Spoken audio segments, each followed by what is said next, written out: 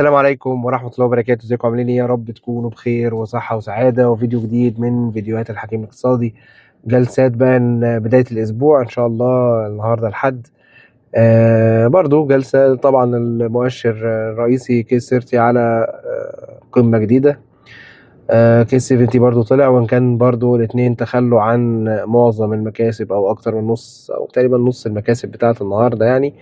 ويعني في تفاوت ما بين الاداء بعض الاسهم. مصر الجديدة النهاردة يعني خرج عن صمته شوية وطلع، والواحد بيتشائم لو ما عداش ل4 جنيه بقى، لا بقى يعني حرام عليه بصراحة.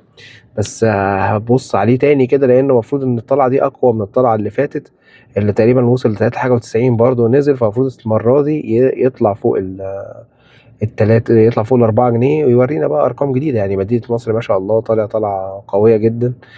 طلعت سبقوا بالم، سبقوا إعمار، كل الأسهم العقارية طلعت، حتى زهراء المعادي عامل 100%. فيعني إن شاء الله يظبط كده حاله مصر الجديدة ويبدأ برضه يطلع، لأن مش دي الأرقام اللي يستاهلها سهم مصر الجديدة خالص يعني. امتى يعني يطلع فوق 4 يقف فوقها إن شاء الله بقى، يورينا 4 وربع و4 ونص و5 جنيه إن شاء الله.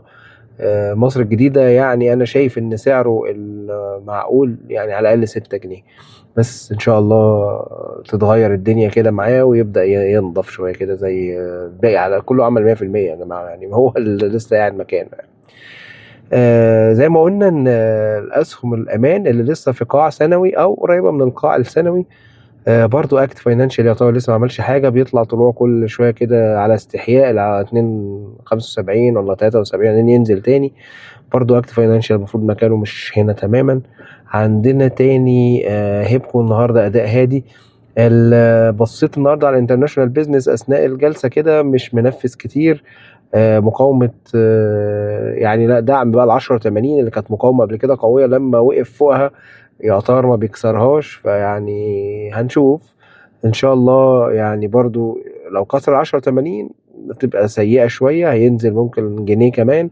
ولكن لو استقر في 10.80 يبدأ 11.60 12 ونص، يبدأ بقى فوق، يورينا قمة أعلى من القمة اللي جابها المرة اللي فاتت قرب 13 وريال كده، ويورينا قمة جديدة، وبعد كده يورينا قمة بقى عامة جديدة كان اللي جابها قبل كده قرب 16 جنيه. انا مش من الناس مريدي هذا السهم يعني، ولكنه سهم مضارب، انا بعامله على انه سهم مضارب عادي خالص، المضارب اللي فيه شغله لحد كبير واضح، عشان كده واحد بيحبه يعني، ممكن يشتغل فيه. لكن كسهم يسوى فلوس، يسوى الارقام دي ما يسواش. راية القبضة برضه كالعادة بيطلع يعمل شقلباص كده ويصرف وينزل تاني، بس برضه تنفيذه ضعيف يعني. يعني الطلعة دي طلعة مهوية خالص. برضه النهاردة برضه طالع أول الجلسة معرفش بكام سهم، وبصيت لغاية قرب آخر الجلسة منفذ مليون سهم. فمش دي الطلعة هتبقى أتقل من كده بكتير، ولازم نشوفه فوق ال9 جنيه، ولازم نشوفه فوق منطقة 49 69 دي يعديها عشان نقدر نقول ان هو فعلا واخد اتجاه كويس. كان في توصية من محفظة رامبل تقريبا كانت عليه، هو لما اخترق ال8 وقالوا ان هو مستهدفه 10، بس هو طبعا لسه ما قربلهاش. خدوا بالكم الناس اللي كانت بتسالني على منصه رامبل والمستهدفات بتاعتها، او امتى هم بيدوا توصيه شراء. واضح جدا من التوصيات اللي بيدوا النهارده، مثلا مدين توصيات شراء كتير جدا، بس دايما تبص على توصيات الشراء بتاعتهم تلاقيها كلها الاسهم في التوب جينرز، او الاسهم الطالعه النهارده وطالعه كمان بنسب كبيره. هم دايما واضح كده من طريقه شغلهم ان هم بيشتغلوا على الاختراق المقاومه بفوليوم. يعني لما سهم بيخترق مقاومة بحجم تداول كبير بأرقام كبيرة بيوصوا بيه وبيدوا مستهدفات بقى على المستهدف المقاومة التانية أو التالتة. دايما الموضوع ده بينجح؟ لا، مش طبعا مش دايما الموضوع ده بينجح. أنا من الناس اللي قلما بشتغل بالطريقة دي، والطريقة التانية اللي بشتغل أكتر عند إن أنا أشتري عند دعم، مش بشتري باختراق مقاومة، ولكنها مش طريقة غلط خالص. ولكن آه، تبقى عايزة شوية حذر يعني، لأن دايما في حاجة اسمها زي ما كنا شرحنا قبل كده، حاجة اسمها بول تراب. يعني مصيدة ال اسمهم ايه، تيران، مصيدة الثيران دي بتكون ان الميكر بيعمل لعبة كده، بيحسسك ان السهم ده كسر مقاومة، فيلا يروح عايز زخم من الناس، والناس تخش تاخد السهم، فيروح ملبسهم في المصيدة. وإن كان ده بيبقى صعب شوية مع الفوليوم، يعني لو في اختراق فوليوم صعبة يبقى في بول تراب. لكن البول تراب دايما بتبقى اختراق وهمي كده بكمية صغيرة من السهم، والناس تقول لك ده كسر مقاومة وقفوها، تروح خارجة مشتريها. وطبعا راعي خدمات طول ما هو فوق ال 48 يعني اخويا وحبيبي وعلى راسي من فوق، يعني ان شاء الله لسه المستهدف ما اتغيرش. ولكن لو كسر ال 48 تاني او تالت او رابع، يعني كسرها 100 مرة ونزل تحتها، اول ما بينزل تحتها بينزل للسبعة على طول شوية. فلو كسر 48 8 جنيه و40 قرش خلاص بخ كده، انا مش هكمل معاه، او على الاقل هنزل بنص كميتي واروح اشوف حاجة تانية. كان تقريبا اليوم المحدد لبداية تداول جورميه كان بكرة، لكن تم تأجيله ليوم الثلاث. ان شاء الله يبقى كويس. و احنا كنا متوقعين 7.5 مع التغطية الكبيرة اللي حصلت فوق ال 55 مرة للأفراد و12 مرة للمؤسسات.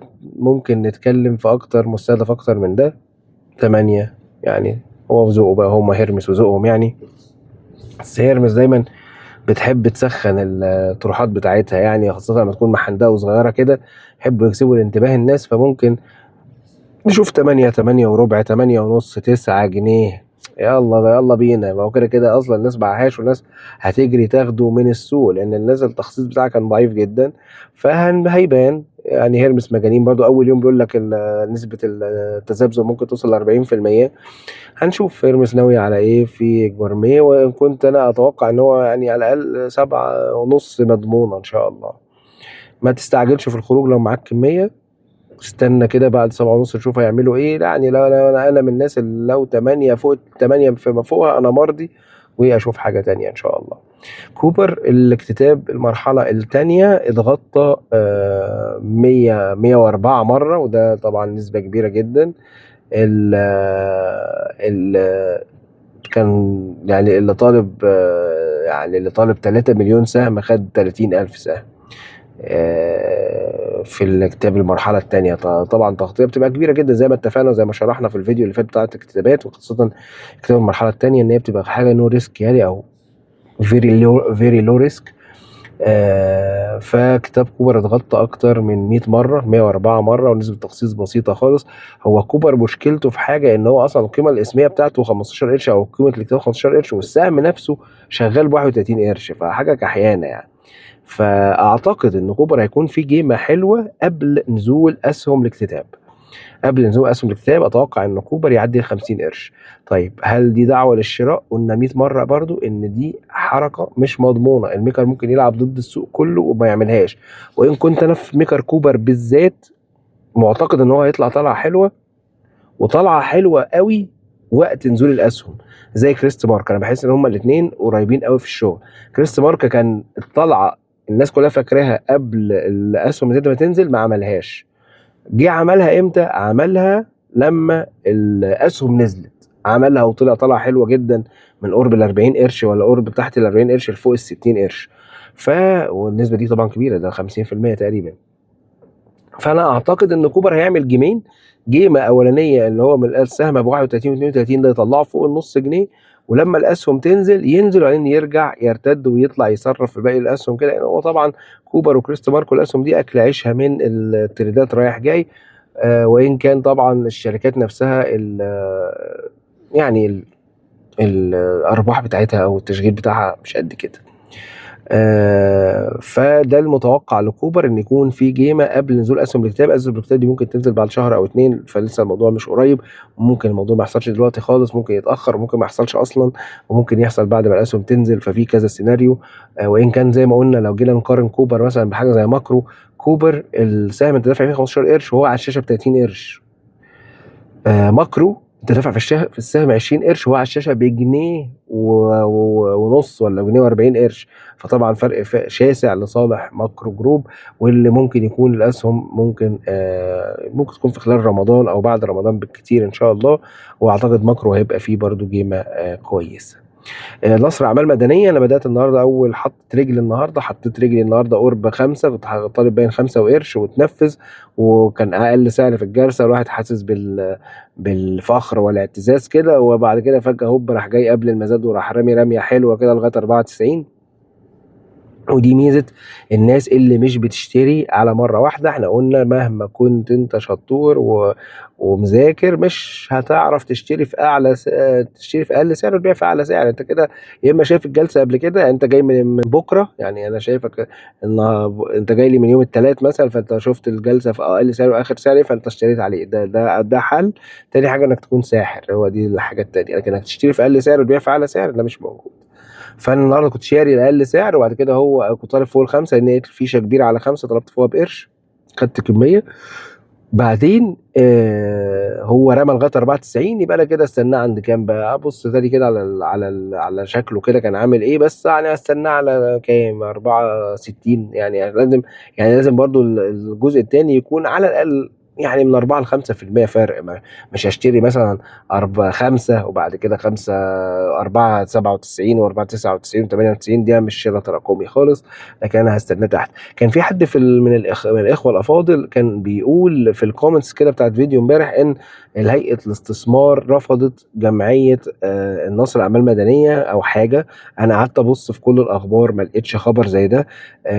ولما قريت محضر الجمعيه كمان لقيت ان هيئه الاستثمار ولا هيئه الرقابه الماليه حضروا اصلا الجمعيه، ولكن تم اعتماد القرارات الجمعيه والخبر نزل على مباشر عادي خالص. ولو كان في اي مشكله من الخبر كانت على طول الهيئه علقت او بعتت في اعلانات السوق والسهم اتوقف، ولكن كل ده ما حصلش. فانا ما اعتقدش ان الخبر ده صحيح، ان في اي مشكله في اعتماد زياده راس مال نصر اعمال مدنيه. كان في الجمعيه قريت ان مصر يعني اكبر مساهم في نصر اعمال مدنيه مدينه مصر للاسكان والتعمير، والعامه ولا اسمها الهيئه العامه للتشييد والبناء، حاجه كده، حاجه حكوميه برضو. فكانت الهيئه العامه هي معترضه على الاكتتاب، وكانت مدينه مصر موافقه، ولان مدينه مصر هي المساهم الرئيسي مع مساهمين رئيسيين تانيين عملوا تقريبا 74% من كتله الاصوات، وافقوا على زياده راس مال بقيمه 150 مليون جنيه، تقريبا 7 اسهم لكل 10 اسهم زياده راس مال في النصر الاعمال المدنيه. وزي ما قلنا للميكر بتاعها ميكر عنيف شويه، وزي ما قلنا برضه ان السهم نزل من 8 وشويه، ويعتبر برضو في قاع نسبيا. طبعا هو طالع برضو من تحت ال4 جنيه، وهو سهم رخم جدا بيقعد كتير قوي يجمع برضو فان شاء الله ما فيش موضوع ان هو الهيئه اللي رفضت ده، وان شاء الله الموضوع يكمل على خير. وما اعرفش بصراحه ايه، بس يعني رمى باريزه يعني، ما رماش كتير. فنشوف بكره ان شاء الله. برضو على فكره في اسهم كتير رمت اخر الجلسه، انا لما بصيت برضو على تشارت الاسهم في اسهم كتير رمت اخر الجلسه بعد الساعه 3 كده. ما اعرفش هل في سبب ولا ايه بصراحه ان يكون في رميه جماعيه كده، بس ما اعتقدش الموضوع هيطول، لان برضو يوم نزول اسهم جورميه هيعمل زخم في السوق كله، ويعتبر فلوس الناس رجعت من اكتتاب جورميه بعد التخصيص الضئيل اللي حصل ده. فالمفروض انه يكون في قوه شرائيه لبعض الافراد. واعتقد برضو ان ممكن تكون برضو دي ضغطه كده شراء عشان الناس تشتري بعد وجود زي حاجه زي جني ارباح بسيط في كيس 30 في المؤشر الرئيسي. يعني حاسك ان هو نازل تاني. يعني المشكله الناس كلها ما مستنيه ان المؤشر ينزل، ما بينزلش. اسماعيليه تطوير طلع، بس برضو قلنا اسماعيليه تطوير ده لازم يثبت فوق ال 42 جنيه. لما يثبت، طلع تعبير عمل 38 جنيه، لما يثبت فوق ال 42 جنيه هتشوف رالي بقى، يعني هيعمل زي العبور استثمار عقاري كده، وتلاقيه جري وعمال يجيب ارقام جديده. بس علقنا اهو على معظم الاسهم النهارده. احنا شاطرين اهو. ناس كتير بتقول لي على النيويورك مع الحلقه الحمد لله بعد عذاب، بعد رغبات الجماهير خاصه من البيت يعني. فاشوفكم دايما على خير، يا رب دايما تبقوا بخير، واشوفكم على خير. يلا سلام عليكم.